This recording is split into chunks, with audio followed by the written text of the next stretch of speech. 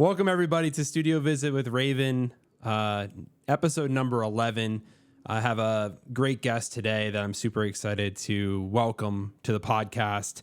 A guest that, when I was conceiving this podcast, you were on the short list of guests I wanted to have on. I think I reached out to you, when I was kind of thinking of doing this podcast.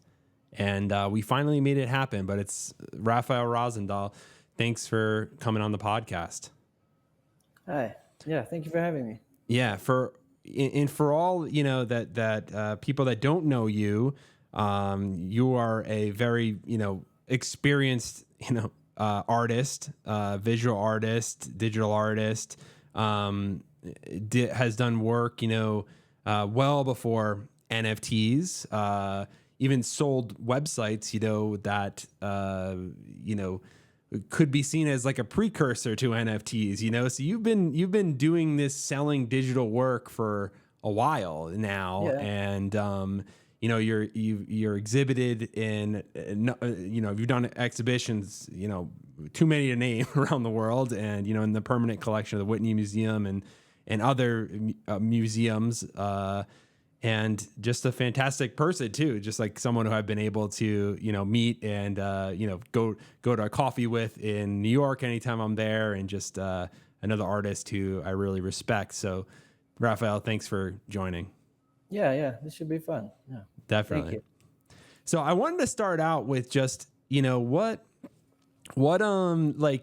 I want to start out with like your background, right? Like, where did you grow up? Like, when did you start to like think about producing art? That kind of stuff. It's really from day one, because my dad's a painter and my mom was trained as an architect. She wasn't working as an architect, but my dad was an art teacher and a painter, and my mom worked, but not as a, but I just grew up in a very artistic household, basically. So if you imagine, our house kind of looked like a gallery.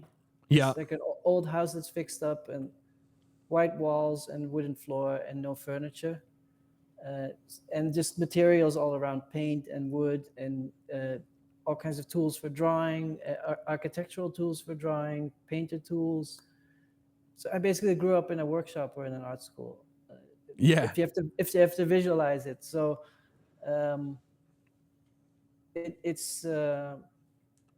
there wasn't a decision like, oh, when am I going to experiment with art? And of course, every child begins with drawing, even before you think and before you even remember that.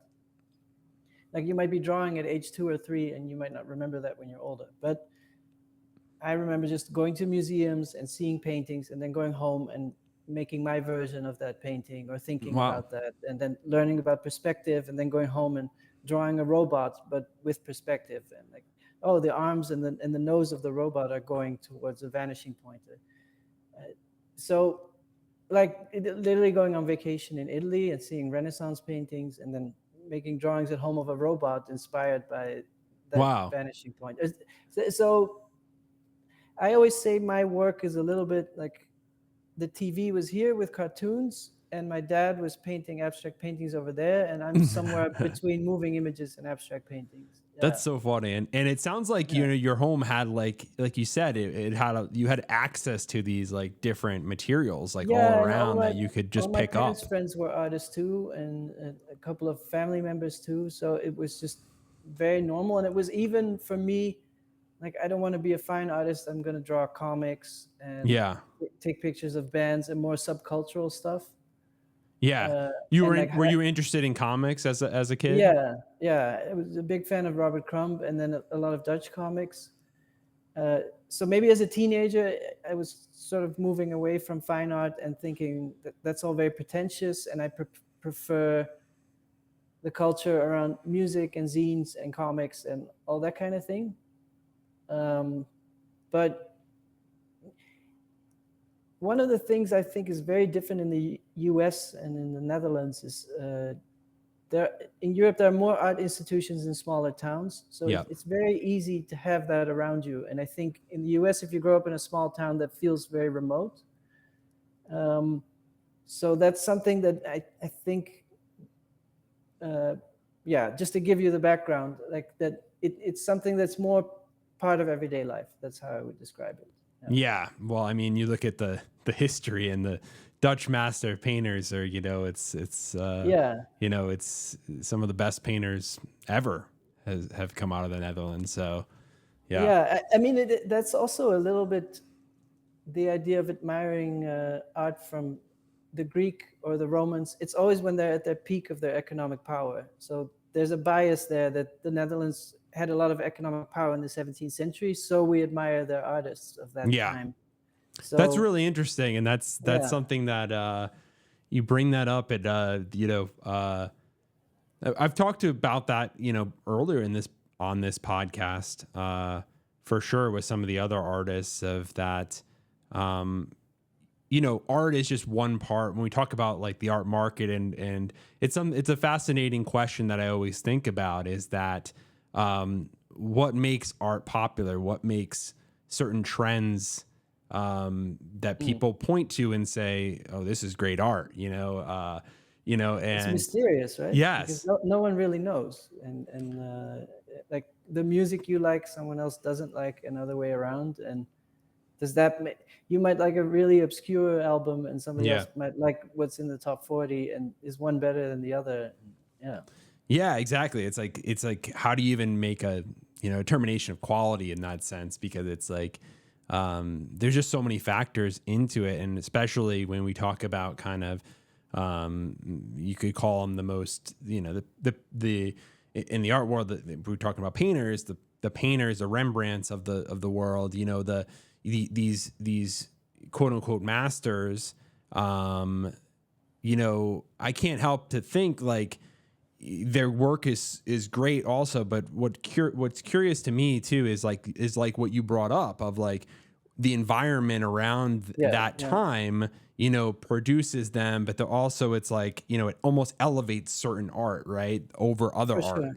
And it might elevate art that fits the agenda of those who are elevating. Yes. So there might have been all kinds of folk art that is lost that was maybe incredible. And, and if the aristocracy wasn't interested in that, then it's gone, or some might be left. And yeah, it's super interesting, and it just makes you really think, like on a philosophical level about quality and what is good art.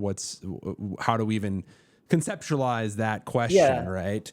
And then so early on I started on the internet also with the idea that in a museum you might like the art, you might not like the art, but everyone agrees what you're looking at is art.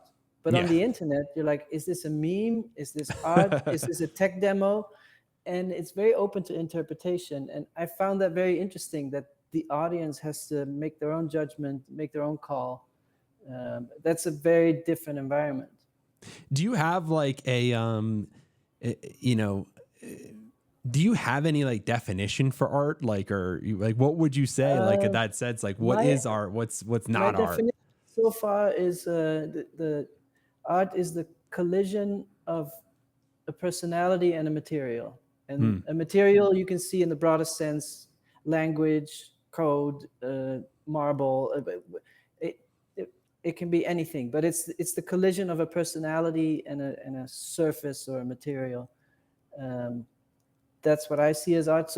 But there's no that definition does not have anything like of greatness or hierarchy or anything like that. Yeah, but you're saying you need an observer to have art. Is you're saying it's? But it's also like, if you give that person a sketchbook, that comes out. If you give that person a guitar, that comes out, and it's the personality and the material that tension between the two. It's like, I have all these ideas, I want to express them in a song.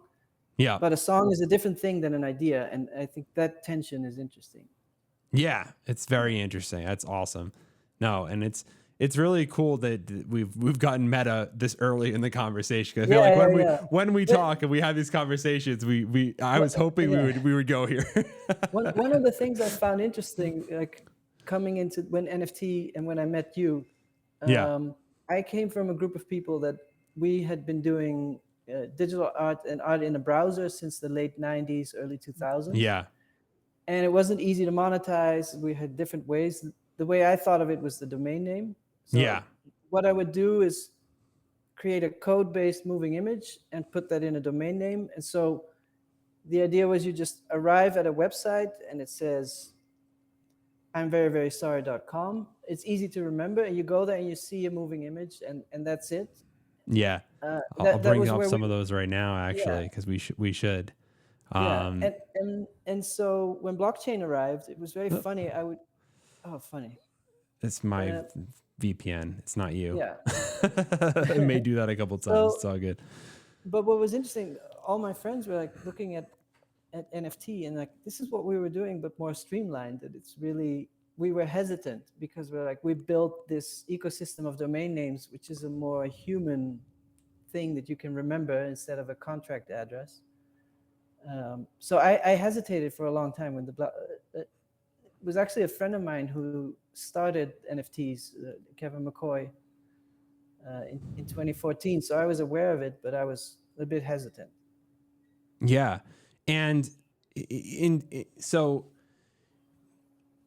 was any other artists like doing this back then, like selling websites like this, or were you kind of one of the only ones doing it? So first of all, when I started 1996, I started browsing. I saw a lot of online experiments. So people from many disciplines would make. Do you remember superbad.com? It sounds right. Like it sounds familiar. Yeah. And this was kind of the net art period, right? Which is kind of referred to that, right? Yeah. That's like what the movement is referred to. It wasn't just art. It was like fashion agencies or design agencies or architecture or sound designers. They would all put experiments online, but no one saw them as permanent. So a lot of that stuff just disappeared. They didn't think of keeping it. They were just like, oh, this is a fun thing. And then a year later it's gone and it's fine.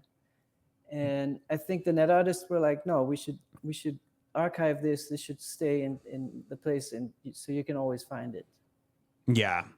And it's really cool. And like, so you, and you thought of this, but you were kind of like, beyond that, they were putting up kind of like, I think putting up websites is one thing, but then going on to sell those websites as art, that's something different. When did that start? Like that artists start doing that? Well, I had discussions with different net artists and everybody says they're the first. So Jody said they're the first and different people said they're the first. I haven't found conclusive evidence. There was a website called hell.com. Yep. And it was a group of net artists that had this domain all together, but that was a group and it was more a platform. And so they would do temporary exhibitions. People would show things for 2 weeks and then something else. And then they sold that domain name, not as an artwork, but just in the domain business. Yeah. So that's too bad because it's a cool domain name. Yeah, definitely. And there's a thrill of finding a domain name that's available. And but I still think the cool thing about net art is that there's no interface that indicates a price at all or selling. So you see the work and you don't think about the price. So that's something that's, software always has trade-offs. And so once you introduce the sales mechanism and the price right next to the viewing experience, that's the trade-off. Yeah. And with NFTs, you have a historical price, that's you can't erase that you see every sale that there is, unless it was a private sale, but still that definitely changes things. Right? And that is that colors the viewing experience. It's not neutral. That makes you look at things differently. Do you think that you don't? You're saying that affects kind of the way you perceive the piece. Is that what you're saying? Yeah, and back to like, why is Rembrandt a genius and the 10,000 other painters that you might not know their name? He's the most expensive. His works, and that might be the same in 100 years when you look back at NFT. But for us right now, we know many different interesting artists, and then maybe But I do think one of the cool things about ownership is it makes people care more and not feel the content doesn't feel disposable.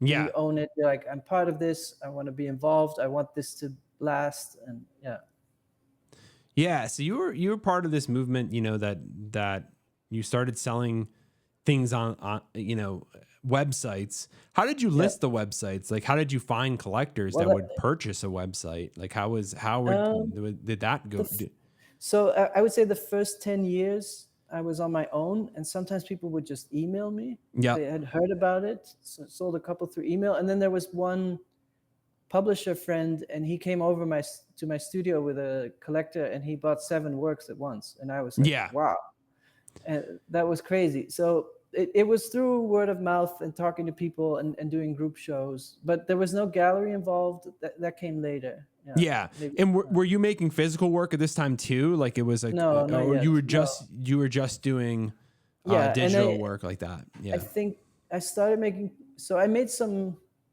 physical work in art school and of all kinds, and then around 2007 I started doing drawings, but they didn't really stick. Something was missing. It was just black and white drawings with a brush, kind of going back to the comic book thing. They were basically, I would take found internet images, you know, that folder that everybody has with silly images, and I would trace those with a pen and sort of give them permanence. But I hadn't found it yet. And then I moved to New York, and someone invited me for a group show, and they said, we have a sponsor to do a lenticular invite, like a postcard.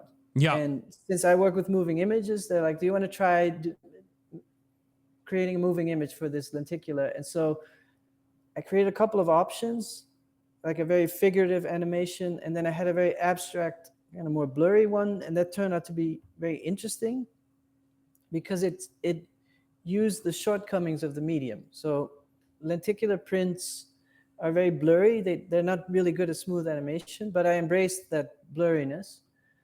And so I made this little postcard, and then I was excited. So I made a little video on Instagram. Hey, look, cool. I made it. And a collector who owned one of my websites was like, oh, that's so cool. We should produce it and make it large. And so he basically funded the first one and then bought the first one, and that made it possible to make it very large. And then I started going from there. Wow. Yeah. That's really cool. So it was a funny Instagram collaboration. Yeah. Yeah. And then when did you, so you started doing that, and then I guess that was 2012, I think, 2012. Or 2013. So and I hesitated because I was like, I'm an internet purist. Should I make objects? And I wasn't sure. Yeah. So you were more like, you were hesitant to do that. That's interesting. Like, because it was idealistic to make websites because I felt like everyone can experience the work, and it's not like you're looking at a photo of a work, you're looking at the actual work. And that was important to me, that the viewing experience for everyone around the world is equal. That it's not, oh, there's something cool in a rich person's home and I can't experience it. Yeah, and that's something that's just so cool about this whole, which is continue with NFTs, is like, and just that aspect of it is that everyone around the world can easily see the work, you know, and experience it.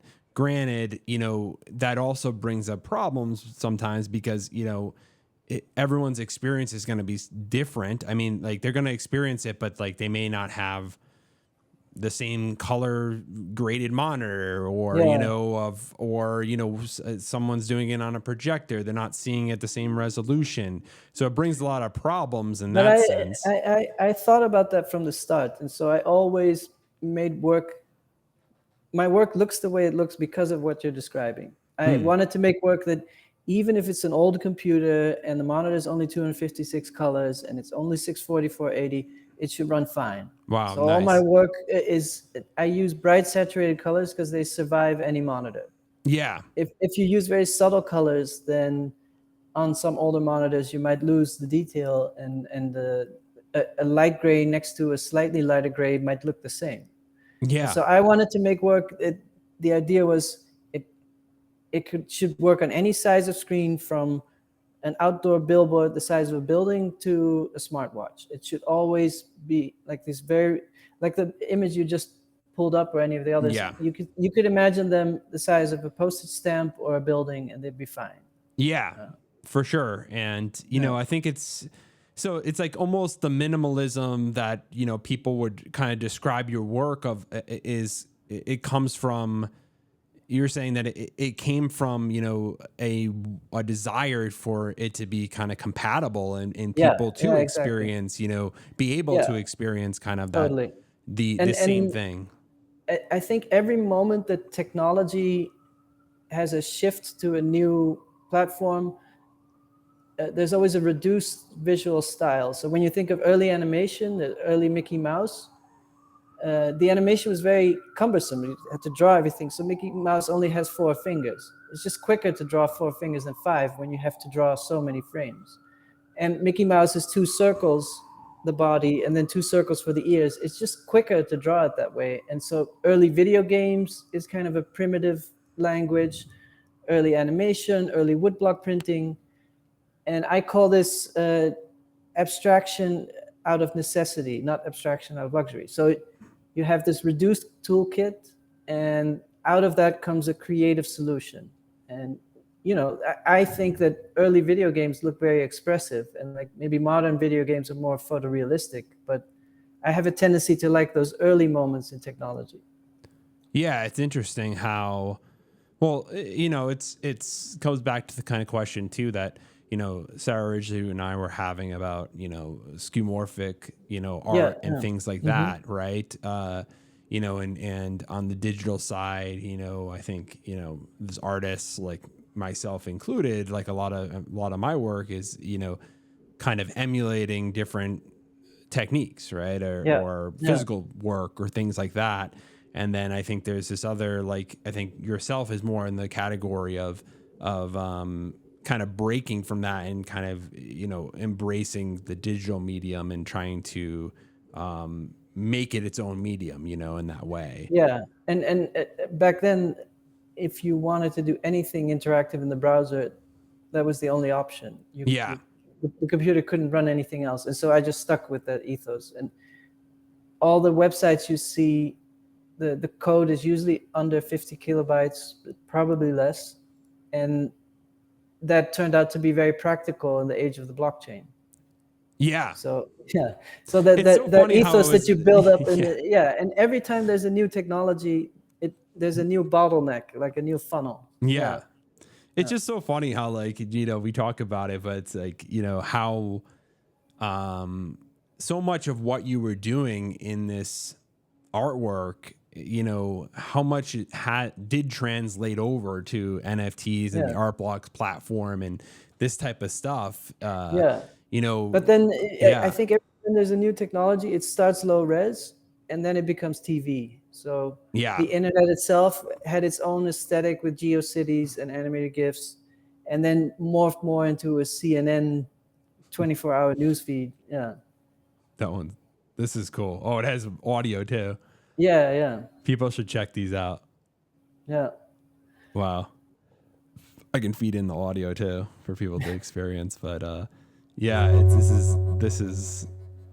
I'm curious if for the NFT community, if the history of net art is kind of obscure and difficult to comprehend, and it's really interesting. I think people, you know, collectors that have, you know,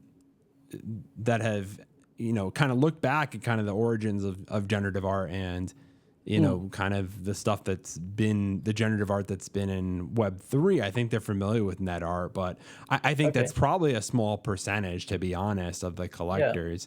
I think that's why I love having you on to talk about it, because I think it is a movement that people that, you know, collect digital art or are interested in digital art should definitely learn more about, because it was a key movement. And it's just so interesting that, which, you know, talking to, you know, Lovid, like, on this is like how, you know, the history of digital art, like, and what you were saying is so wild that it just, you know, there's been so much history, but, you know, it's only been very recently that it's been possible to be like, you know, a very successful artist, be a digital artist. You know what I mean? Like it's also it's a medium that is difficult to document, in the sense that you can buy a book of the history of paintings, and it's just, you're not seeing the actual paintings, but you're getting the trajectory of all the painters. And yes, you can understand from Greeks and Renaissance and modernism, you can follow it in a book. But to follow, for example, the history of CD-ROMs in a book, it's very difficult. You don't understand the interactivity, the sound, the movement. And so I don't know how that will, if that will survive, because it's so hard to understand or so hard to research. Yeah, I don't know. Like that's the question, you know, is like what will happen? I think like, you know, like with digital art and things like that, but I think you gotta think the blockchain has that permanence that it will be around, and it makes that almost easier in a way, because you know, as long as the blockchain it's accessible to everybody, right? Like that code is going to be still there. Those works of art, you know, if they're, you know, hopefully if they're, even if they're on IPFS, you know, IPFS is designed to, you know, be permanent, and you hope that it has more of a shot to do that in the future. And like, that's something I did want to ask you as well, is like, you know, when we talk about digital art, and now, you know, the last couple of years has definitely just been like, and you've expressed like, you know, it changed a lot of things, right? Like when you get to this, like, did you see this coming at all? Like, did you see? No, not at all. No, I had no idea, because I had, you know, I was with the same gallery as Kevin McCoy. He was at the event, and together with, I think, Anil Dash, they came up with the concept of an NFT, of tying an image to the blockchain and authenticating it. And he had a startup, Monograph, and I remember seeing him, and I was like, this is so hard to use. Remembering this hash and this seed phrase, and it's all scary. I'm like, this is too nerdy. It's too, it requires too much expertise. And it turned out to be a big thing. I still to this day, I'm not sure if sovereign ownership and Ethereum those concepts can ever be usable for regular people, or that it will always be a niche thing. I don't know.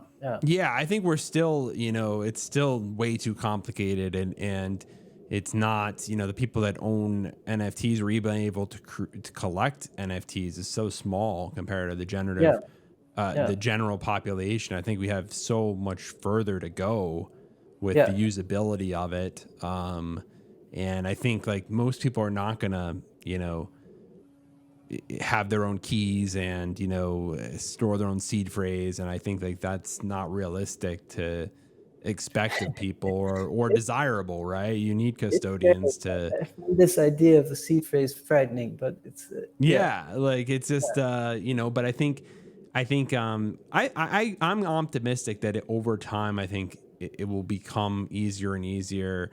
The tech will be extracted away, and we won't even talk about NFTs anymore, right? It will just be digital assets or something like that, right? Does it mean that you're using Coinbase wallet and they handle all the tech and you just have a login, but then it's pretty centralized? Yeah, I personally think it's going to have to be centralized. I don't see how you can, at least partially, because I think in order to make it user friendly, like you need custodians, like, and they serve a key purpose, right?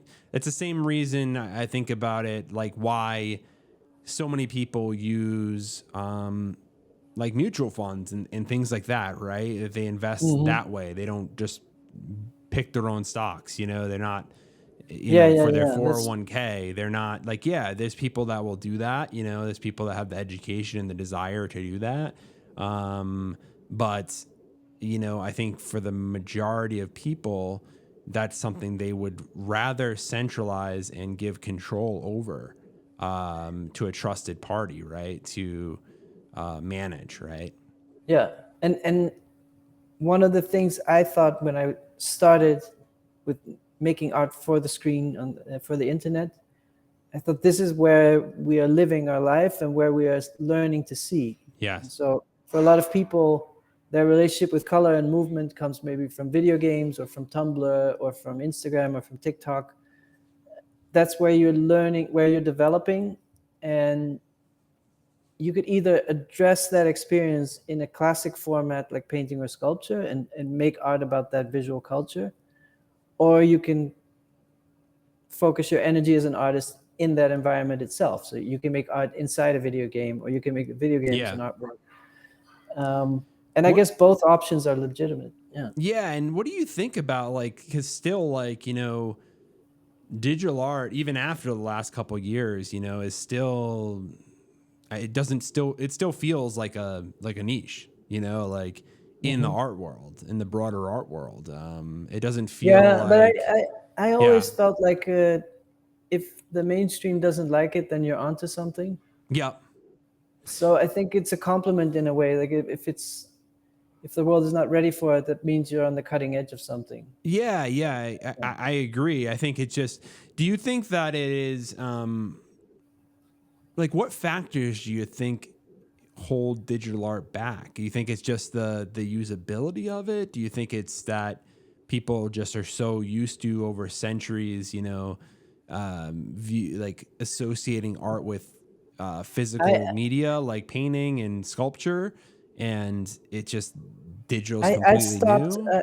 I stopped even evaluating whether it's a category that's successful or not, because I think the classic art world, like let's say the art world in New York from 1940 until 1970, when you went from abstract expressionism, pop art, minimalism, you had like 5 galleries, 20 collectors, and they decided everything. It's a very simple art world. It's like, you're in, you're out, da da da da da. Right now, visual culture and high art and low art, there used to be lines, and then the lines became blurry, and now it's just one big cloud of creativity from all sides. And each side says like, no, we know what's cool, you don't. But it's such a mess that I don't even think about it anymore. All I think about all day is just making my next work. And then opportunities arise in different worlds, but all you can do is make your work, and then whether the world is ready or not is up to them. And so you can really break your head thinking about it, but well, it's something I've really admired about you, I think, is and when I've talked to you, you know, when I, you know, was releasing my projects and being kind of a, you know, an artist that's starting kind of my art career, and I reached out and we chatted, and I think you just always have a very good, like a good sense of this point of not getting caught up in the market, not letting it infiltrate your practice. Yeah, well, it's the weird thing that, to me, the more you ignore it, the better your chances are. Yeah. And it's hard to explain, and it's hard. I think for a lot of people, art is overwhelming. Like, how do you even start? It might be just as difficult as making a living out of being a DJ. Like, how do you start with it? I don't know. Or you made some tracks and you threw them on SoundCloud, and now what? Yeah. But what I've seen from friends, you know, I started in art school and I graduated 2002. And so I've seen many people going through different stages of their career, and also a lot of people who are very focused on success and not the work itself. Yeah. And it looked to me like the people who focus on the work itself have more success than the people who are focused on success. Yeah. Which is paradoxical. Yeah, but that might not be true. I don't know, but this is, I mean, you know, from NFT world, like some people are very good at growth hacking, or like social media strategies, very savvy.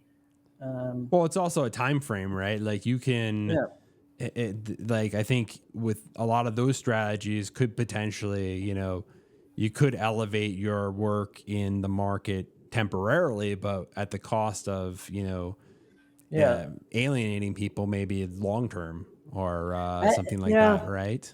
I think I came up, like, start doing some group shows and being invited by other artists, and I was like, I'll have a solo show at the Guggenheim in 2 years. Like, like, okay, for sure. That didn't happen, and after that, I'm just like, let's just see what happens. Like, what I mean is, it just seems logical to me. Same if you're an athlete, if you're focusing on the game itself and training and getting better, and not focusing on why did that person get that sponsor deal and I didn't, and now I'm feeling depressed, and now my performance is not as good when I'm hitting a baseball.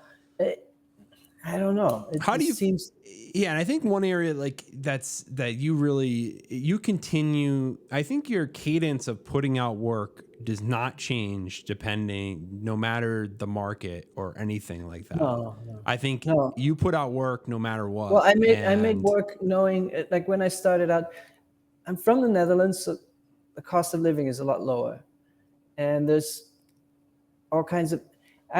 I had a feeling I would just live in a tiny apartment all my life, keep my cost of living very low. Yeah. Ride a bicycle, cheap healthcare, whatever. And in my head, I was like, if I have $500 a month, I'll be fine. Yeah. Like that was my goal. And I've surpassed that, so I'm not scared of anything. Yeah. In the sense that, like, when I hear people like, oh, I have mental health issues because of blockchain, because of my drop. And then I think your forefathers were like, had a job in the mines or in the trenches, and you're scared of putting some JPEGs on the blockchain. It's not a big deal. Like, it's okay.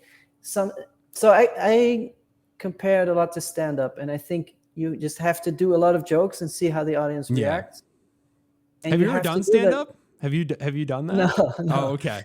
No, I was wondering. I was like, Rafael does some stand up. Cool. I want to go check that'd be funny, out. But there is something to stand up where you try material in front of an audience, and it's not up to you whether that material is good or bad, but you and that's how I feel with making work. You don't know, right? That's the thing. You don't know until you put it out there, right? Like that's comedians, they test material, right? And they will purposely go to like maybe smaller shows or something like that to kind of test the material before they bring it to like a bigger audience, you know? And for blockchain, that might be like FX hash might be where you test things. Yeah. And then you build a bigger algorithm and it goes to a bigger stage, and you might find out that those sort of low stakes environments are better for creativity, and you're happier there. And yeah.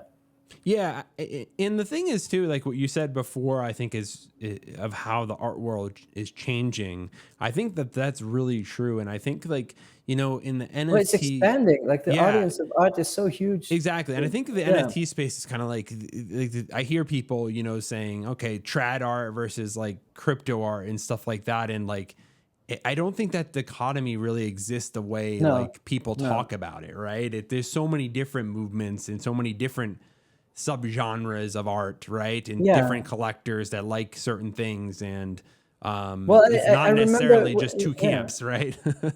Well, when NFT came along, like, a lot of traditional art people were very suspicious because it's uncontrolled. And like, imagine you don't know anything about NFTs and you just go to the OpenSea homepage. Yeah.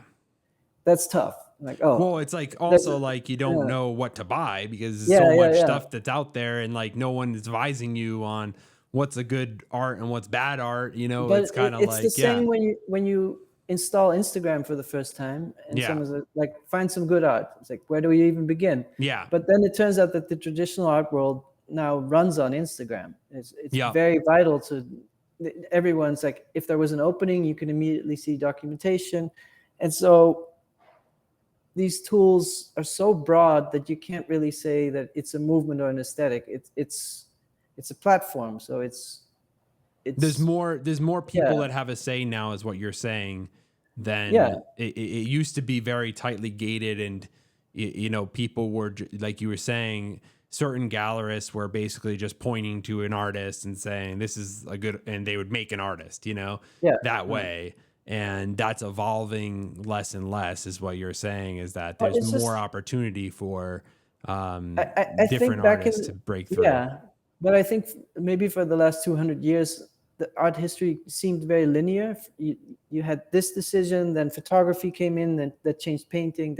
And maybe his insight is more clear, but it looks now like people who do data visualization or motion graphics or special effects are very close to digital fine artists, and that there's not a clear boundary there. Yeah, because I think it's interesting. Like, I just think I personally am just so excited of digital work because I just feel like, and I've said it before, of what's more contemporary than in contemporary art than digital art. Like, it's how much more, we spend so much more and more time in digital platforms, right? There is a funny counter movement now that a lot of people also have a reaction of the digital seems to become too negative. The feed is so much doom scrolling and negativity that people are like, I need a break. And they want to escape in art. They want to escape. Yeah. Digital. So art serves a different purpose for different people. And some people might think like, all I want to do is go online and see new drops and see this exciting activity in Discord. And some people are like, I want to go to a gallery and just look at ceramics and no notifications. Yeah. No Twitter, no Instagram, no nothing. pixels. I use a screen to look at my work all day. I don't want to use a screen to look at art, right? Like that kind of thought process about it. Yeah, totally. And everything in between. So yeah. That's really interesting. And I guess that brings up the point of displaying digital art, because that's something that I know have, you have, created different groups, right? Do you want to talk about like Bring Your Own Projector? Like what was that? Yeah. What was that group that when did you start that? And can you explain that a little bit? Sure. So it's called BYOB, like Bring Your Own Booze type of party. But in Germany and the Netherlands, we say beamer for projector. It's a beam of light. So Bring Your Own Beamer event. And I just had this idea. Like I remember curating new media shows is very complicated because you need a budget to find all the gear. Yeah. And I thought all my friends own projectors because they're video artists or they're making moving images. If everybody just brings their own gear, then setting up a show costs zero. And so how did we get to so many like I feel like in the NFT crypto art space, it's like projectors were never thought of. It just went straight to screens on walls. Like how did that happen? That's a different story. Yeah. But I at the time, a lot of people own projectors even to watch movies at home. And my friend had a big studio, so together we curated the show in Berlin, I think 2010. And the funny thing is, all the shows that I'd been a part of so far, they were always very tense. There was a lot of pressure. And this just felt very relaxed. Everybody brought the projector and the stakes were very low. It's a one-night exhibition. So it's more like an event. And it's very flexible. You move back, the image becomes bigger. You zoom in and out. And you're like, hey, that work this relates to that work. I'm going to move my projector that way. So it became this organic thing of moving images all over the place. And immediately people said, oh, we should do this in Greece. We should do this in New York. We should do this in Paris. And I made a website with the instructions, and it's an open format. So anyone who wants to create a BYOB exhibition is free to do that. And I stopped counting. While I was counting, this was maybe 8 years ago, I stopped. It was at 450 events. So there must be over 1,000 now all around the world. I think that would be like, and I don't know if has anyone done that with like in the NFT space, like hosted one of those, because I feel like I don't think so. It would be something that would just be really fun and great to do, like fun sharing some of this art. Yeah. And so the instruction for BYOB is find a space, invite many artists, and ask them to bring the projector. That's all. Yeah. That's great. It's very easy. Yeah. And then you just set up and just display your work there. Yeah. Which is really. And would you invite the general public and things like that in? Is that kind of what the idea would be? Yeah. Yeah. Yeah. And what's fun is that if you invite 30 artists, they all invite 15 friends, and then immediately have good energy. Yeah. Yeah. That's great. Yeah. Yeah, I think it's on that note, about community, like, it seemed like that's one thing I really do like about the whole, crypto art NFT scene, is that, I think it really has brought together, it has, community is something that's really strength, right? Yeah. Is, we got Discord, we got different platforms that have their own communities coming around this. How did you, like, before this, like, how did you communicate with other artists, like, before this? Email. Yeah, you just had email threads. No, it's very funny because it was I remember people would have a homepage with their work, and like, let's say you've made 7 works and you have thumbnails of the works, but usually you would have a bio page with a photo because there was no social media. And that in crypto is the opposite, where you keep your real face hidden. And so that was funny, but it would just be an email saying like, hey, I saw your website, I really like your work. And then often it would be people in different cities, but then if I was visiting Paris or Berlin, I would know someone there and be like, let's have a coffee. And that's great. I want to jump into your like NFT work a little bit, and just, the stuff that you've done more recently. It's your work is some of, I just really enjoy it. I mean, was your first NFT work your art box release, Endless Nameless, or did you have things before that? I started on Foundation. And so those were video pieces, but if you view them on my website, it's the code work. So what you're seeing now is randomized and code based. And on Foundation, it would be an MP4. Yes. Can you go back to the thumbnails?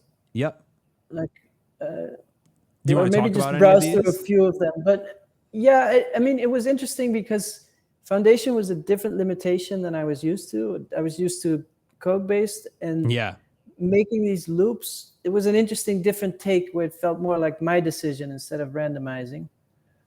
And do you, like, I know that you have, so your style is very geometric, strong colors, I would say it, has a minimalism to it, of where it's not trying to be anything like, pretentious. Like, you went back, and I thought it was very interesting, at the start of, this podcast, that you were talking about, even at a young age, that you were kind of, you didn't want to go towards that fine art, and you felt that you felt an aversion to the pretentiousness of kind of that culture at some point. And I think, like, even now that kind of, I see that in your work, because, your work isn't pretentious, right? It's the opposite of that in a lot of ways. It's simple but powerful. What I find interesting is that I think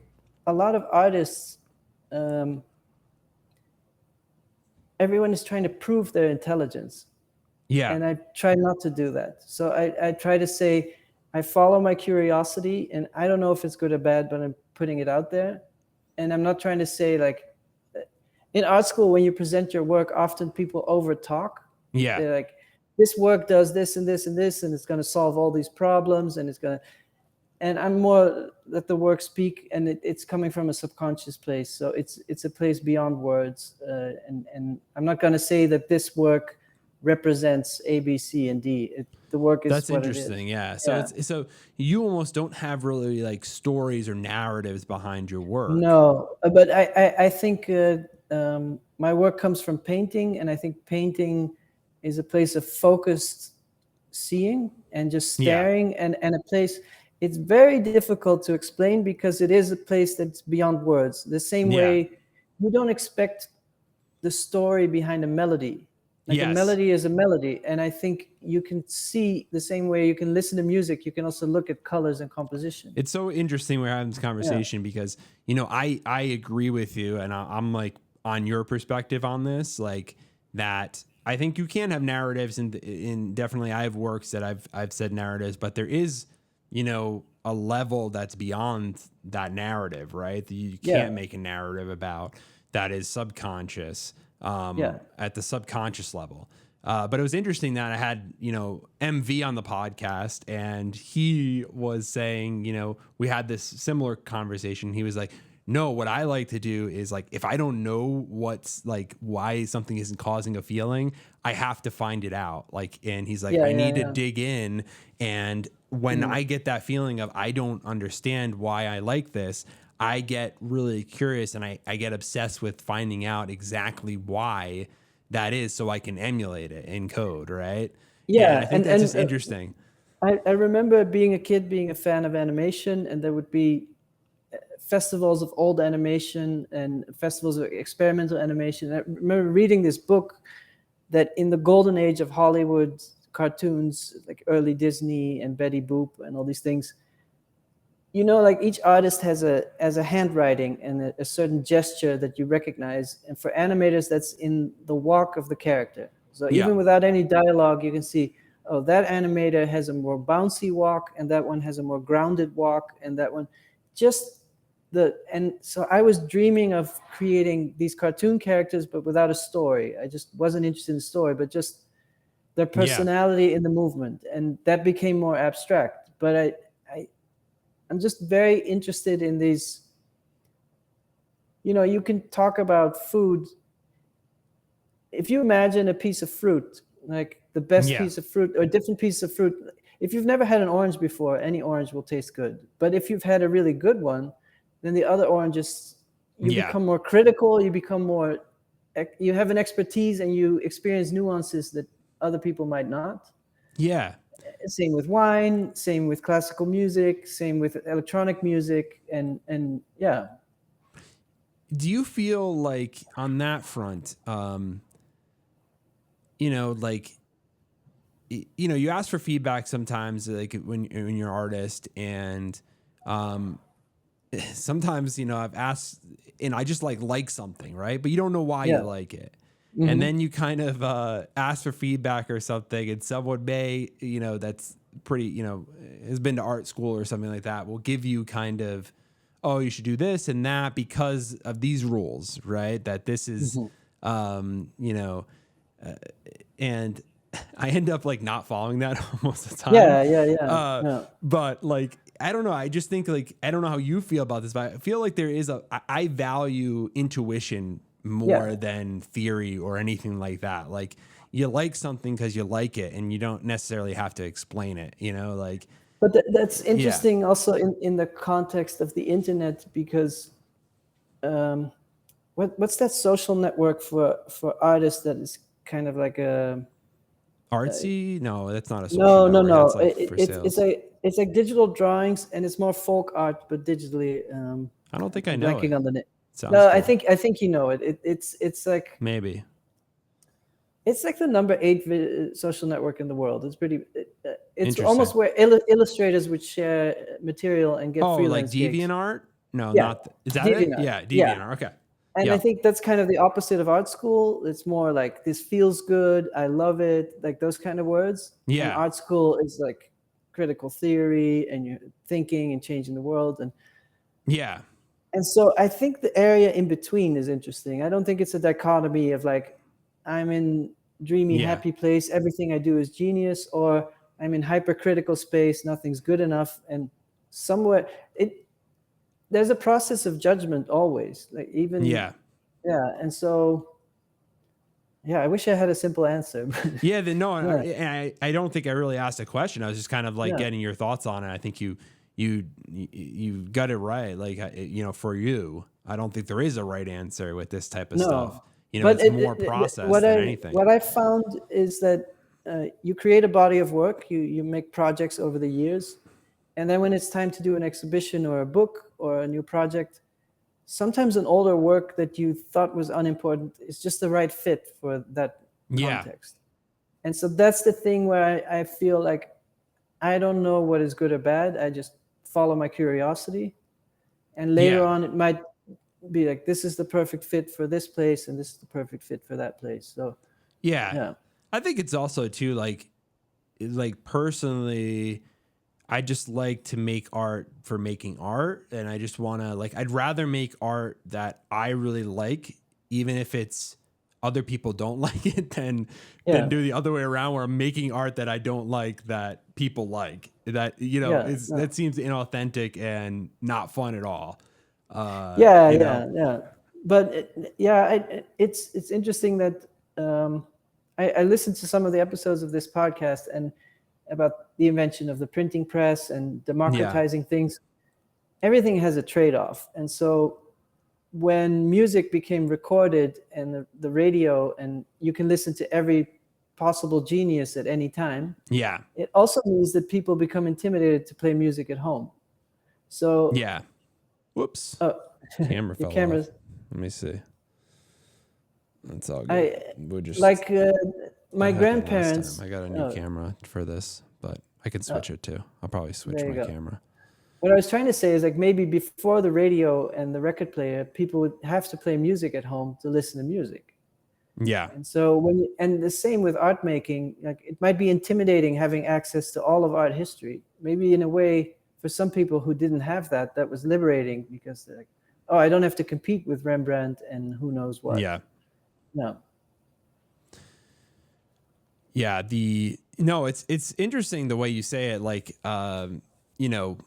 it's just like I'm just really surprised with how many different philosophies when I talk. Like, it's great to talk to different artists, because like there really is like different artists think of things completely differently, and that's like it's kind of awesome. It's like there's not necessarily a right answer. I think a lot of artists keep their research hidden and then wait for the exhibition to show a finished work. Yeah. And I think on the internet, people tend to share more of process and unfinished works. And so that's a very different attitude. Yeah. No, definitely. And I think it's, I think it's just really cool. And I think like one thing I wanted to ask you about is like, I definitely know that one of your, like, Joseph Albers is one of your big inspirations, right?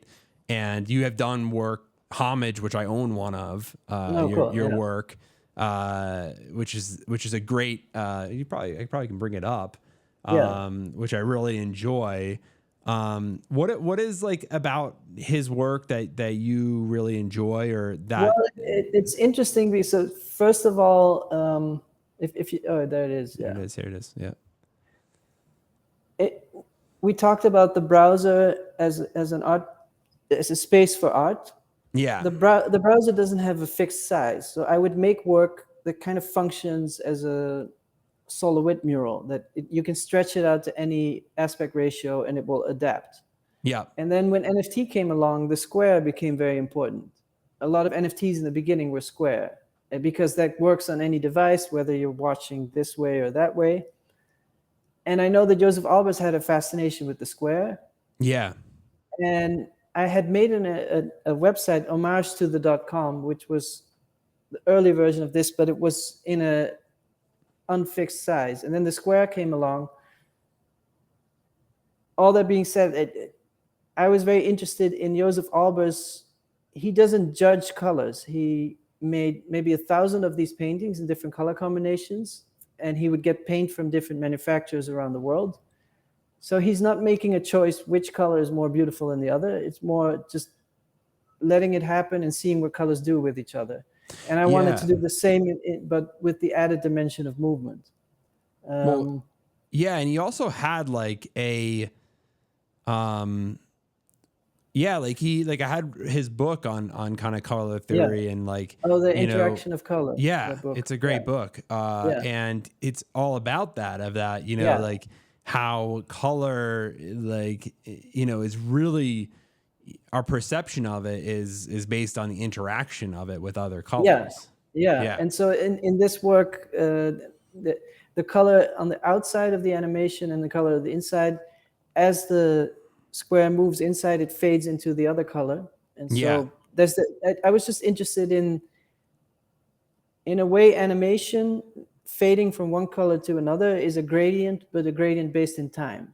So a gradient on the screen, if you imagine it, is a gradient based in two-dimensional space. Yeah. But this is a gradient based in 1 millisecond later, the color is a little bit more like the other, etc. And then it slowly just kind of disappears, like into that center area, which is really cool. What was interesting that was in a group show. I had my first solo museum show in Germany, and the Josef Albers Museum was 20 minutes from there. So they knew that I was doing that, and then I showed the work. I exhibited there, and then I heard a lot of personal stories because they all know all these stories about Albers. So what I didn't know is that he started painting when he was 50. No way, really? Yeah. So I didn't know that. he went to art school and he was teaching at the Bauhaus, but he was doing stained glass and more applied arts and art theory, and then going to the US and talking about art and teaching students about art. And at some point he decided to paint himself. Oh, wow. So he had some training in painting, but he didn't present it as art until he was 50. And so that felt very liberating to me. Like, for sure. And the other the quote that he has, so he always paints with a palette knife instead of a brush. So it's basically a dull knife. And he would take a tube of paint and just spread it on the knife and apply the paint. And he says, I paint like someone butters their toast. Yeah, I have a palette knife. So I should try that. But the whole idea was like, he's not bringing any change to the material. He's just applying the material. And so the paint is very pure. It's like almost like a combination of, it's interesting because it kind of parallels his color theory as well. Like you know, like he's not changing. He's not really. It's interesting just because I see that relationship between different colors, and then he's also bringing a relationship between the paint and he would travel canvas. around the world collecting tubes of paint, bringing them back to his studio, and then every work on the back he noted which pigments he used, which paint brand. Yeah. And a paint from South America is different than a paint from Europe, is different than a paint from Canada. And that's really interesting. And so like you definitely, your work is very colorful. Like that seems like, were you always that like interested in color in the way that you are now? Or was that something it's funny. My first year in art school, we had a painting class. We had to start with oil, and a lot of teachers want to loosen you up. So that instead of painting with a brush, we would paint with a roller on a big piece of paper. So everyone's making these messy compositions. That was the point. Yeah. Like, let go of your inhibitions and just feel free. Yes. Abstract. And so we're hanging all the works on the wall and we're critiquing like, oh, something interesting is happening here, and he kept coming up to me. He's like, you're great at color, but you suck at composition. And that always stuck with me. And then in all my interactive work or the websites, I would control the color, but I would let the script decide on the composition. So that was often the thing where that's something that stuck with me, because I was like, I'm pretty confident deciding on colors, but I'm not so sure why this yellow circle should be over here or should it be over there. I don't know. So I would just let it randomly go around. Yeah. That's really interesting that it's like, it's interesting. Yeah. But I feel you have good composition though now. I feel like a lot of your work. It's funny how things when you're young, someone might say something to you and that hits really hard. Yeah. Yeah. These I want to talk about these doors and cabinets. Oh, sure. Yeah. Because you did an exhibition around this, right? Like this type of work, a physical exhibition, right? Yeah, exactly. Can you talk about that? That was pretty recently. That was like last year, right? Yeah. If you pull up the cabinets, it might be easier to explain. Yeah, definitely. So for the people that are listening to this, it's definitely, you can look at the video or check out Rafael's website, but he basically has, solid, colors that, are basically look like cabinets. They have a small dot as a handle in them. And, I think if you scroll down, there's a change cabinet button. Yep. Right here. Over there. And so every time you do that, it generates a new cabinet. And if you decide to mint it, then the composition is permanent. If you don't, then it's lost forever because it never repeats itself. This whole thing, everything I do comes from drawing with a pen on paper. So in an analog paper sketchbook, I draw and I think about composition, often movement. And here I was just like, okay, if you have a rectangle and you split it in half, it's abstract. But if you add these dots, all of a sudden it's figurative. And I was interested in that tension of, you just add the tiniest thing and immediately it becomes a visible, recognizable object. And it's a tiny difference between just 3 stripes and, oh, I can. The other thing I liked about this is this idea of modularity that is very common when you go to IKEA and you have a tool where you're assembling your perfect cabinet. Yeah. But you're not thinking about it as a painting. And then here, it's not a storage device. The other thing I thought was funny is that if you own an NFT and you have these 3-dimensional worlds where you view your NFT collection, all of a sudden this cabinet becomes a real cabinet because you put it against the wall and nothing's real in VR. So it might as well be a real door or a real cabinet. And then the idea of storage in a figurative sense, but also data storage and storing things and this being stored permanently on the blockchain. And then if you scroll down on this website, I think you can see visualizations of what they would look like in a museum. Yes. And then we did that physically in the Folkwang Museum as well. So I like this idea that you own an NFT, but in what form is up to you. So you can decide to make it into any physical form that you want. If you own the work, you can render this on your wall, or you can project it, or you can view it in the metaverse. That's up to you. Yeah, that's really cool. It'd be cool to have a cabinet, these colors. Like if someone made a cabinet, like from, emulated, it made a real cabinet like this. Oh yeah. Well, I remember a long time ago in my kid's bedroom, we went to IKEA and I sort of assembled a very colorful, you could pick any color for the doors. So I was like, oh, let's do red and blue. And Yeah. And this is also reminding me of another piece of yours, which is Horizons, the 81 Horizons, which I really liked because it's just another all these one that you pulled up are all SVG based. So it means that back to that problem of IPFS, this is all 100% self-contained in the smart contract. So there's no PNG preview image or anything. It's when you go to OpenSea or Etherscan or wherever, the image is generated by the smart contract. There's no storage outside of the smart contract. Yeah, this project I just love because it's just so simple, but it's so like cool. Like, it's two squares, with 2 different colors, and there's no texture, no anything like that. It's just like 2 solid, and colors. If you go back to my website and click on exhibitions, then if you click on that image, it'll enlarge. And then we showed them this space. We showed all of them. There's one of them that are each recognizable separately. I chose the number 81 after just thinking about like what colors of the sky are common, what colors of soil and grass and ocean are common. And I came up with these 81.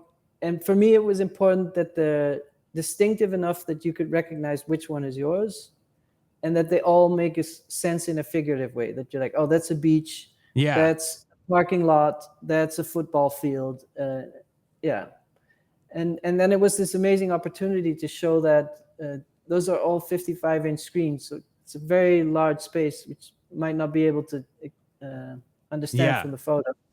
But that was an amazing experience. And the whole space was completely dark and only lit by the screens. Yeah, it's just so cool to just, that's something I really like about your work is just, the simplicity of it, but it still is really great. It really gives me, your work gives me like a lot of hope as an artist that like, because it really, I think there's just like you've talked about before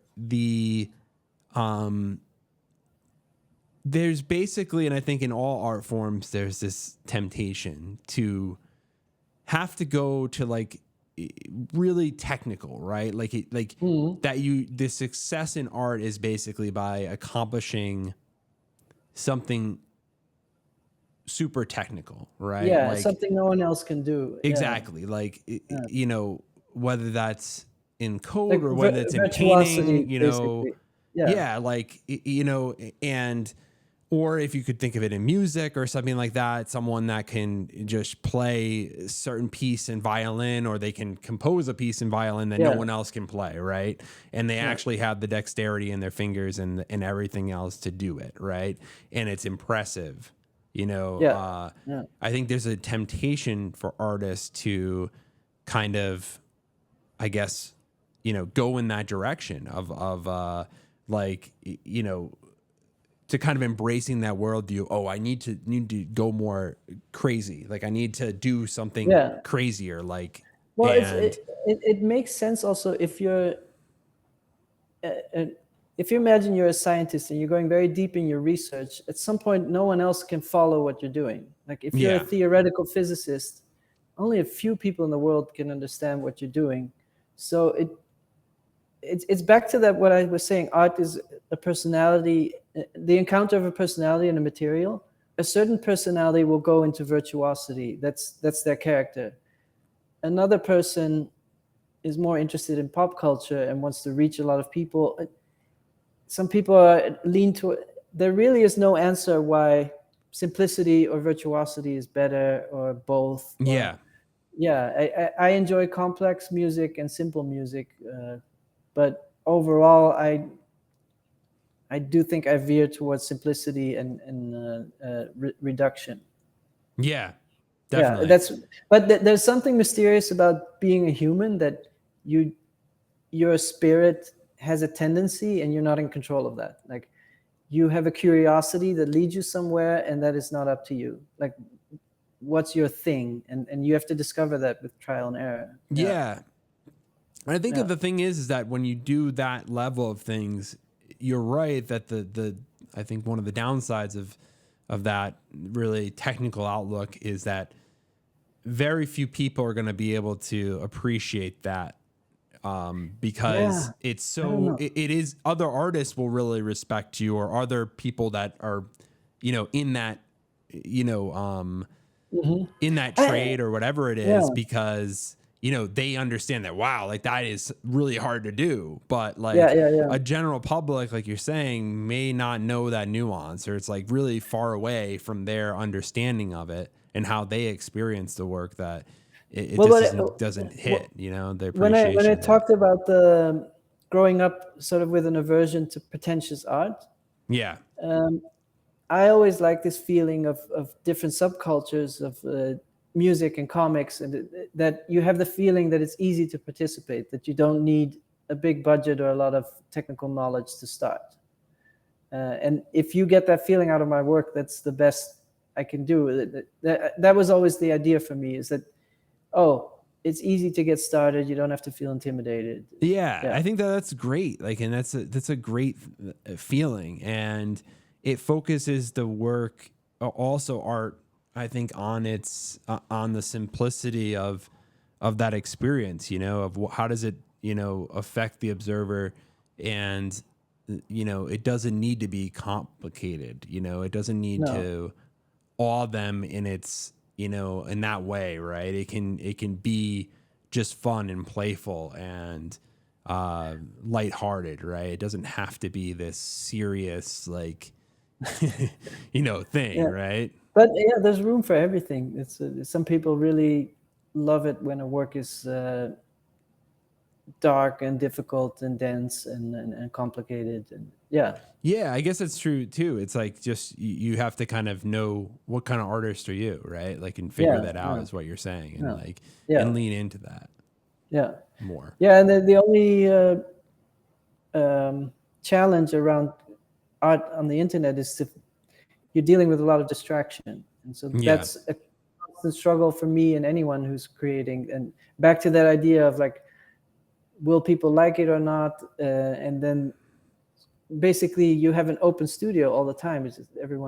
The whole world is in your screen, and that's the same space you want to create. So that's pretty tough. Yeah, for sure. And like, everything it's a whole space where you can quickly. Constantly compare yourself, and I think comparing yourself is very counterproductive when you want to be creative. Yeah, Exactly. I think that's 100%. This is a piece. I think this is the one. Do I have this one? I think I have. No, that's 0. That's yours. I have one of these, but I saved all the zeros, so maybe no, one this day isn't they'll yours. use I have another one, but this is a piece. And when I talked to you about this one, you said, "Oh, I've had this for a while. I didn't think to release this." Yeah. Well, the website that you're viewing is my. It's based on Artblock's engine, but I wanted my own website where I can drop projects without worrying about anything. Yeah, so exactly. Which now Artblocks is coming out with studios, so you'll be able to do that. And I have my site I have engine contract where I release things on too. So I'm in the same boat. But nice. Even for me, I'm doing a drop every 2-3 weeks. Yeah. This was one that was in a folder where I have the maybe folder, and it's like I'm not sure about these. And then people love this one, but I didn't anticipate that. Yeah. Yeah, I think it's just I don't know. I love it. I think it just, it's pool. It reminds you of pool. It reminds you of again, it's that, and Damien Hirst at the same time. And and it just again, I really think what's special about your work is how you can take something simple again, these circles are just regular circles. They don't have some texture on them or anything like that. It's just colors in a solid background and a physics engine. In a physics engine, and you're having it move around, and you immediately, because they when you first open it, you don't realize what it is. You don't see it move, right? You just think, okay, it's just a bunch of dots on this background. Okay, cool. At least that's what I thought when I opened it. And then as soon as I see it move like that, I immediately, now I'm like, oh, wait a second, this is a pool table. And it brings that back tension, I'm interested in that tension between the figurative and the abstract, where it takes a second and then you can't unsee it. And then it's like, oh wow, this is really cool. And then I think about it more, and I'm just like, wow, he was really able to kind of capture a lot with very little, which is something that I think you do really well with, the Horizons and all these other projects, is that you're able to capture a lot with not doing much, which is like I said, not something that is super technical or far out of reach. And I think that's actually a strength, to do that. It's like someone who is super concise with, their prose or something like that, where someone may have a huge vocabulary and just want to flex their vocabulary, right? And they're gonna say long sentences, You know the comedian Mitch Hedberg? No. Oh, okay. Well, you can look him up, but he's very concise with his jokes, and it's like, what's this joke? It's like, an escalator can never break; it just becomes stairs. It's just like that. So I admire that. Yeah. Just super concise, but hits. Yeah. That's great. That's awesome.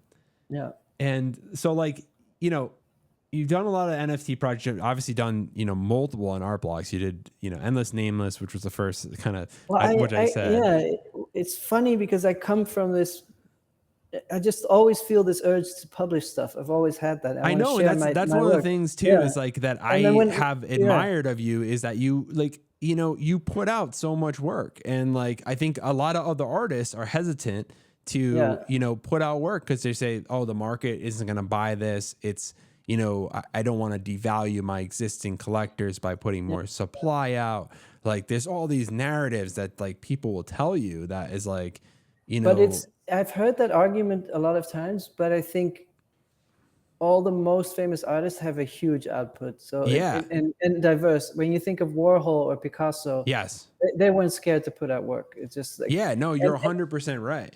And when you think of Warhol, he stopped painting at some point, and he's like, I'm just gonna make films now. Yeah. And he made films, and then he published a band and was a producer for the Velvet Underground, and then he just whatever he felt like he did, and publishing books, and then Interview magazine, no limitation whatsoever. Yeah, there was a good article by what's that guy's name? He's the Club NFT CEO. He actually is from Massachusetts. I think he's on the Art Blocks curation board, to The be guy honest. with Yeah, with the headband. Yeah. What's his name? His name Jason something? Yeah, I think so. People will Yeah. know, yeah. Yeah. But he wrote an article like, this may be in 2020 or something, like before 2021, where things kind of took off, but saying this exact argument that you're talking about constraining supply is actually like, if you look at the data, it doesn't even make sense. Like, I mean, I have to say, like, I am not strategic. So if I feel like publishing a work, I put it out there. There are artists that are much better at the market than I am, but it makes me happy. That's the point. So I love doing it. But I'm sure if you talk to some experts, they're like, oh, do this and this and this, and you'll be much richer. Yeah, I know. And that's but I mean, I don't think, and back to what you said in the beginning, I don't necessarily think like doing that is helpful. Like, I think what you were saying is like, there's this paradoxical, like, kind of thing that is with all this stuff, that it's like, you can get distracted by the market and focus on it and try to optimize for it and all this. And a lot of times it ends up being the exact opposite. The people that aren't focusing on that and are just doing good work are going to be the ones that end up being the most successful, or whatever that means. I think, again, for example, Beeple is a good example. It's not exactly my cup of tea, his work. It's more into the world of complexity and narrative. But he's definitely someone who creates without any fear, just every day. And that's not easy to do. And so how could you say it's bad to put out work when Beeple is the most successful crypto artist? You can't argue with that. Yeah, and he's putting out every single day. He's putting work out. Like, and not only those works, he creates other works and then creates a museum. He's just having fun and just whatever he wants to do. So I respect that a lot. Yeah, 100%. I think that's awesome. Did you go to his space? I haven't been yet. It's in South Carolina. I think it's probably every picture I've seen is like awesome though, and like I've met him before, at events and things like that. He's like, he's really cool and he's wild, but it does seem like he has a lot of fun. And I like this ethos of the crypto space where people like Team Lab or him, and I think Rafik is also building a museum. Like, I'm not going to wait for the institution. I'll just build my own space. Exactly. I mean, that's the way you got to do it. I mean, I think that's what I try to even say is like the quote unquote traditional art world is actually like really small. Like, there's so much opportunity, I think, especially with like now digital and generative artwork, to bring in a whole new generation of collector that would never collect. And even audience that can't afford to collect. Exactly. They're happy to participate. Yeah. 100%. And that's like, I talked with Sarah Ridgely about this, like, as well, like, which I've just been passionate about. I know Snowfro's passionate about it. And just like this idea of like, what I think generative artwork is so powerful at is just, this aspect of economies of scale, right? Like that no other art form really can do. Like, you can't, like the reason why paintings are so expensive is because like it takes a lot of time to make them. Like for one painting, you have to physically execute it. Like with generative artwork, you can make an algorithm and you can generate potentially millions of outputs, and they're all unique. And that just is really exciting to me that that exists in the medium. And I that's why I like almost feel like it needs to go to a more mass market. I would like to see it go there because I think it's an opportunity to unlock a whole. I guess it's still a usability UI for sure. Yeah, definitely. But I think it's just like that has to be solved. But I think it just can bring a whole like this democratizing of art, like we're talking about. Well, I was also listening to you on another podcast, and so the original premise of net art is that you make a work, anyone can view it, but there's one owner. But everyone can enjoy it. So someone owns a work, and maybe an institution or private collector, but you make a deal that they keep it public. Yeah. So that already solves the audience problem. Generative art then broadens the collector base. Yeah.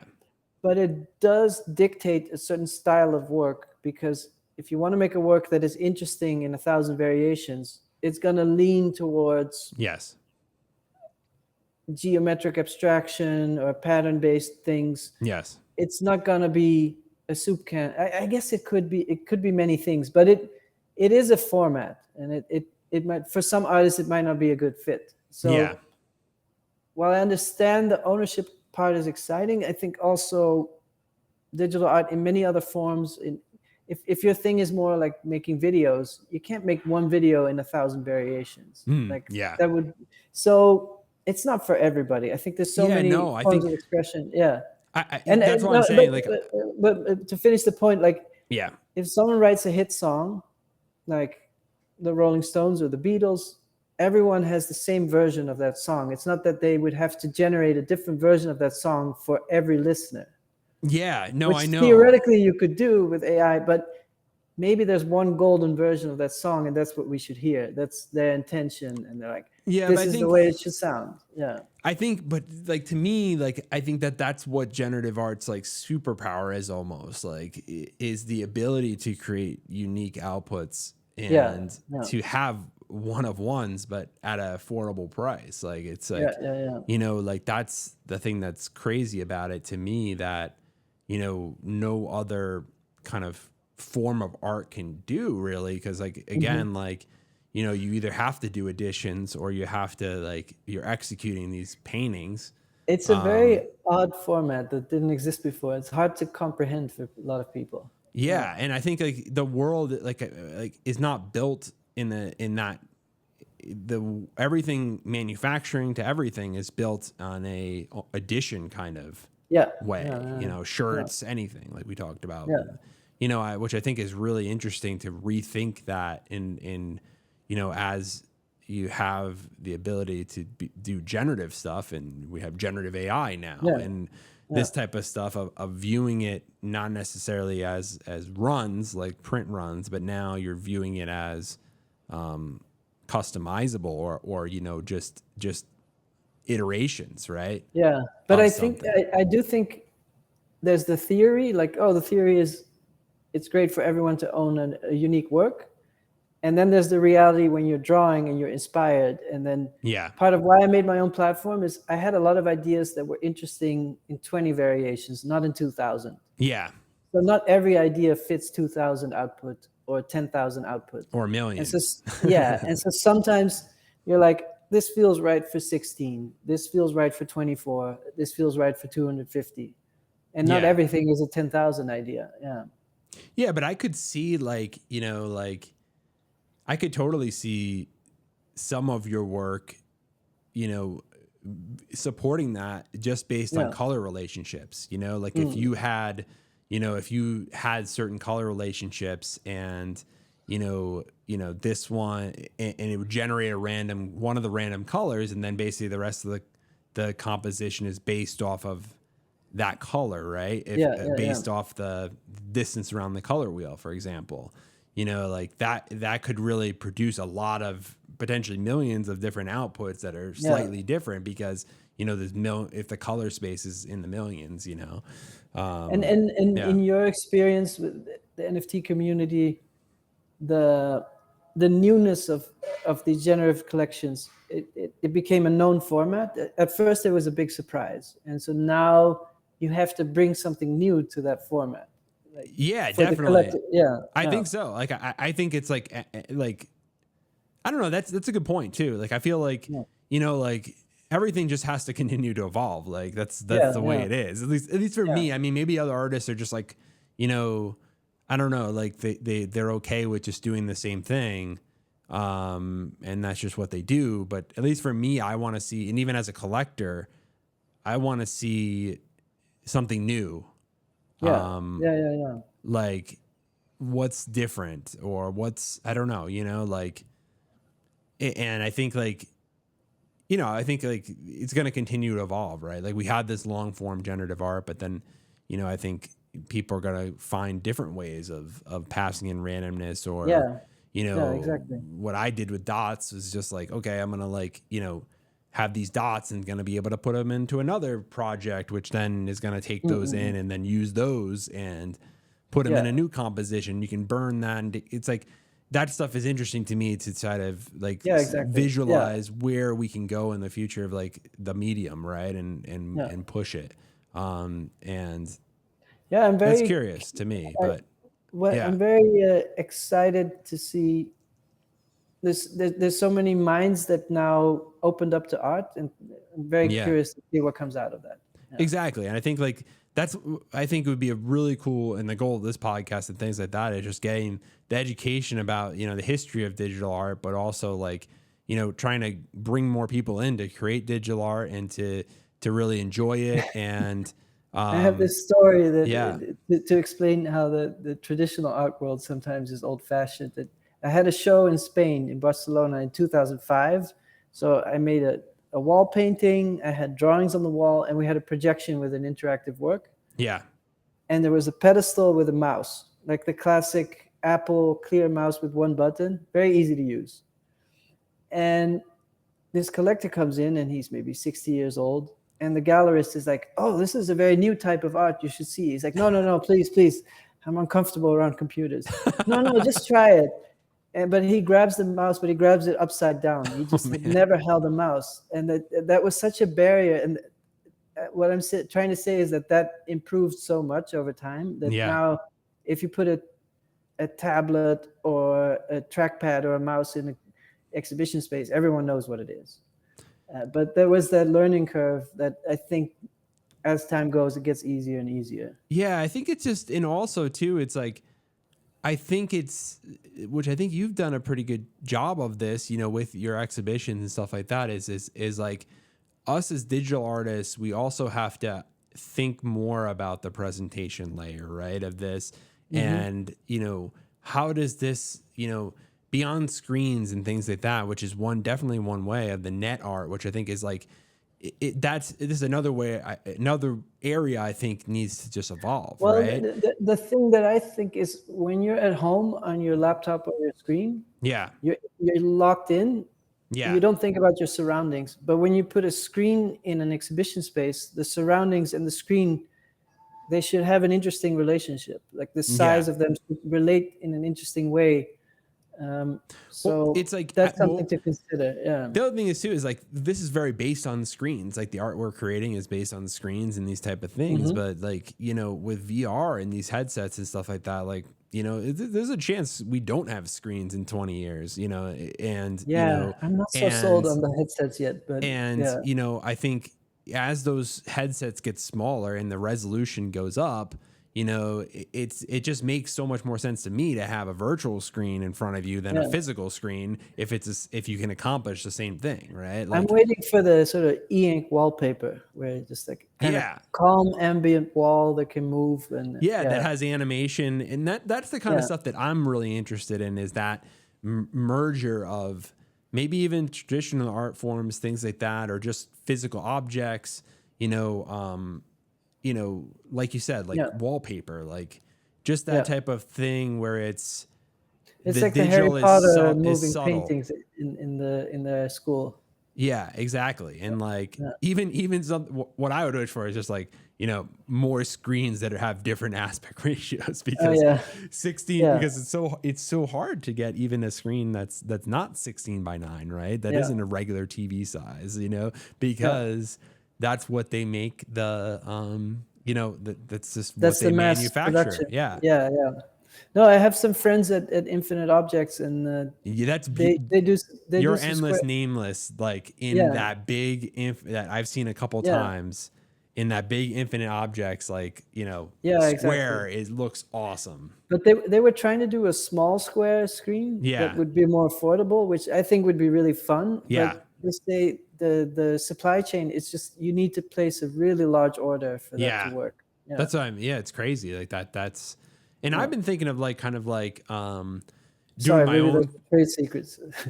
It's all good. I'm sure they you know, they know. But like, you know, I've been thinking of like just like how can I, you know, not use, like I'm just really interested in that, like of how to display work, you know, outside, you know, in a collector's home, doing installations, things like that. Like I'm very interested in that, and I've been trying to figure out, okay, can I like get, you know, can I just like string a bunch of LEDs together and make custom screen like that way somehow.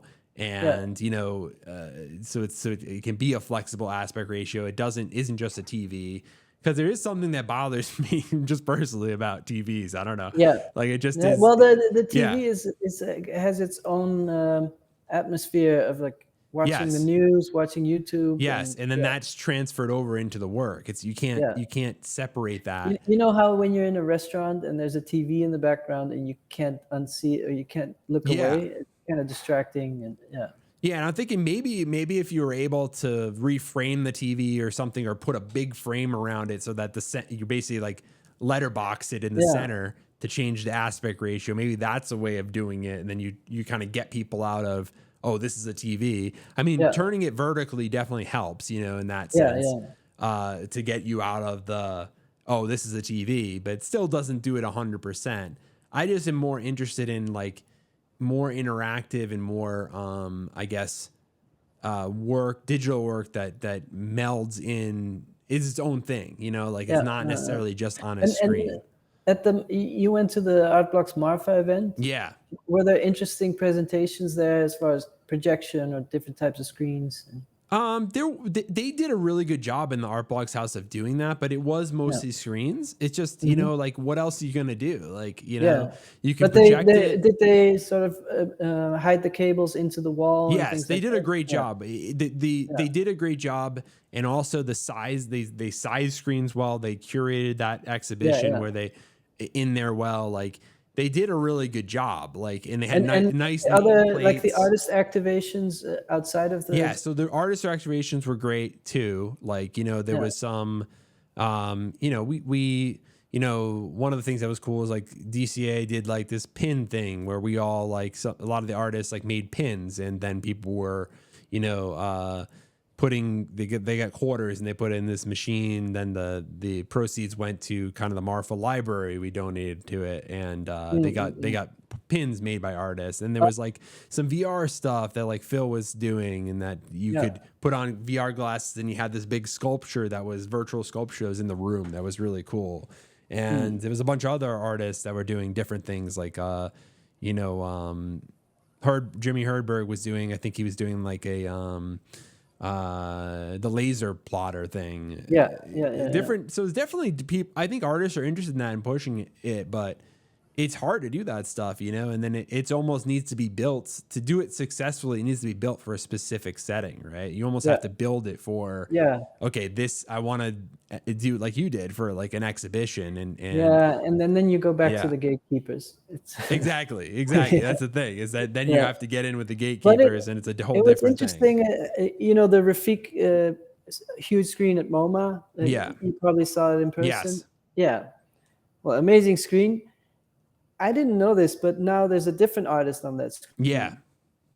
And it's a video art piece, and it doesn't have the same effect, and it doesn't have that crowd of attention. So it's funny, like you can have an amazing screen, but if it's not the right work for that screen, it's still not there. Yeah.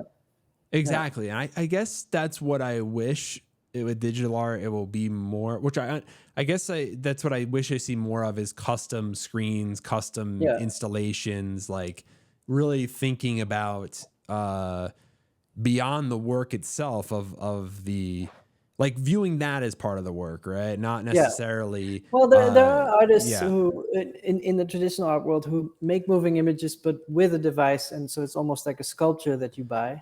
Yeah. But that's more of a physical, narrow broadcast model. Like, oh, you have to see this in the exhibition space, in this setting, in this environment. Yeah, it's cool. Like, I just think that's like an avenue maybe for like creativity, at least that I'm interested in, for NFT artists, people that are releasing NFT, to think more about, okay, like how is this NFT displayed, right? Or the ways in which it's displayed, maybe. And also I think it's like, you can also have multiple versions. The physical version could be different than kind of maybe that natively digital version, right? Yeah.